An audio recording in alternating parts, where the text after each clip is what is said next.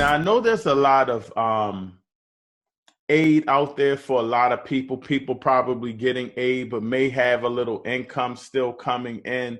Talk about how they should be using their money if they have income, because a lot of people are doing a lot of things like deferring payments, stuff like that. Talk about what is your opinion on those type of things? So a couple of things. Number one, we're seeing record unemployment, but we're also seeing that a lot of people who are professionals who are employed are not losing their jobs, right? So if you're employed right now, let's start with the unemployed. If you're unemployed right now, any assistance that's out there, I encourage you to absolutely positively take it, even if you don't need it at this moment. Take the aid and store it up. Take the capital and store it up. If you have reserves, great. Add to your reserves, because we just don't know how long this situation is going to go on. We don't know what the second and third wave of this is going to be. However, if you happen to still be employed, still earning the income that you were earning before the pandemic ever kicked in, I don't want you to mentally or financially throw yourself into the position of the person who has lost their income. Right. And I see a lot of that happening. I see folks, they were making six figures before this thing started. They still are. And they're making moves as if their income has been cut off.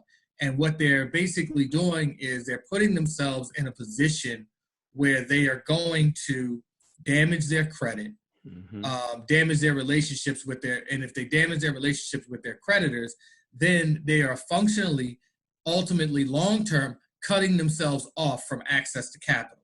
Right. So the short-term decision that you make to defer car payment or a mortgage or what have you can ultimately, down the line, cut you off from your credit cards, from the business loan you want to take 6 months from now, and from all those things. So do an assessment. Keep your cash, keep your credit up to par. Pay your bills if you have the money. Again, I'm casting no aspersions on anybody that doesn't have the capital, doesn't have the liquidity. You have to make decisions based on your situation. But I see people damaging themselves in a way that is going to have repercussions long after this pandemic is over. I'm not at the theater. I'm not at a lot of social events. I'm not at a lot of concerts. I'm not traveling as much. I'm not burning any gas. This is a great time to really just stack some capital. That's true. That's true. Now, for those that are struggling, and maybe if they're not, but if they're struggling, maybe not have lost a lot of income, but, have lost certain points of income because of the shutdown and the virus. Right.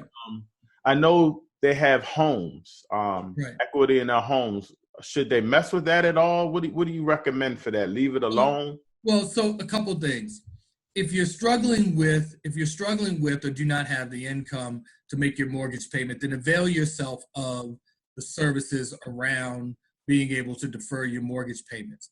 But if you have the capital, keep making your mortgage payment, because they've been very unclear, and things developed a little bit this week with a little more clarification. See, when they gave a month and a half ago, when they said you could defer your mortgage payment, they didn't tell you that triggered what's called a forbearance, that you would then be in forbearance, because in the rules around forbearance said you couldn't basically get another loan or even refinance the loan that you had for 3 years after being in a forbearance or going through a foreclosure, either one of those two things, right?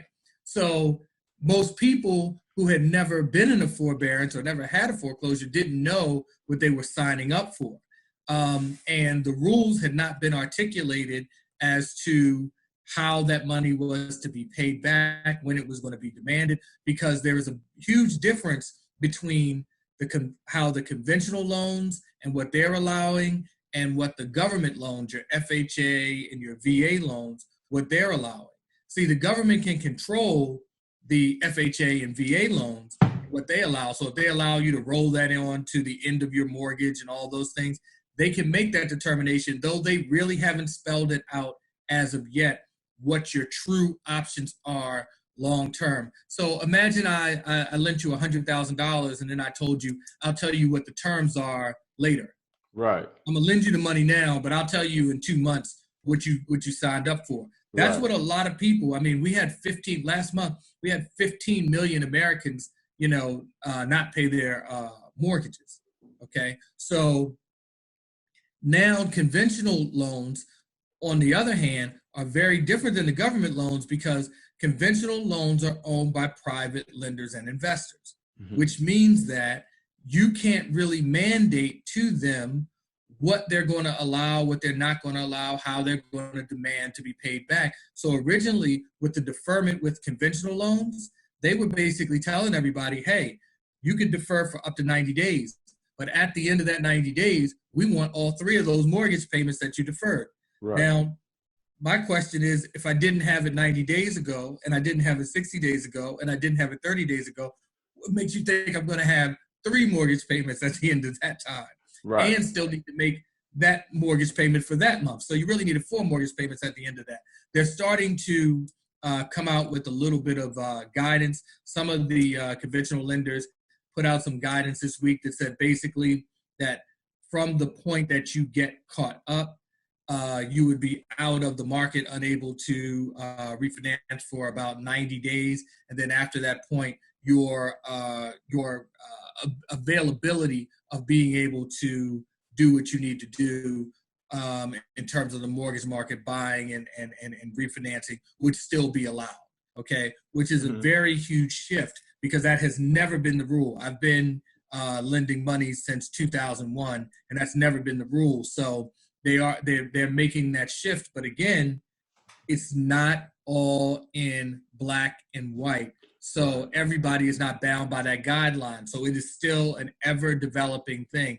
My choice and what I've told a lot of my clients, just stay out of the mix.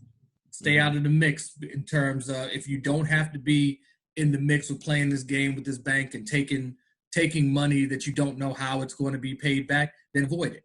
Right. Then absolutely positively avoid it. They're just figuring out the guidance on those paycheck protection loans, the PPP. A lot of people, if you look at the language in the documents, it didn't tell you how to get the loan forgiven. Right. So they said, hey, here, borrow this money from me. I'm going to forgive 90% of it at some point, but I'm not telling you when. The documents that you sign don't say nothing about forgiveness. The documents you sign say you owe me money. This is how much, and this is when you start paying. Yeah. Right? The forgiveness language is just being developed and what have you, and under the criterion. And a lot of people got the money and started using it. And now they're saying, the guideline was you needed to use 90% of that money toward paying your payroll, which the people who got the money in the first 5 weeks weren't under that impression. Right. So if they use the money for anything else and can't demonstrate that they used it under the guideline that was established after you made the loan, now you owe the money. You're stuck. Wow. I'm sure a lot of business owners didn't know that. No, they didn't. And so that's why you see a lot of people, as the guidelines come out, you see people like, hey, I didn't touch that money. I'm just going to go ahead and return it. You know what I mean? And stuff like that. So, it's a lot of games. It's a lot of games being played.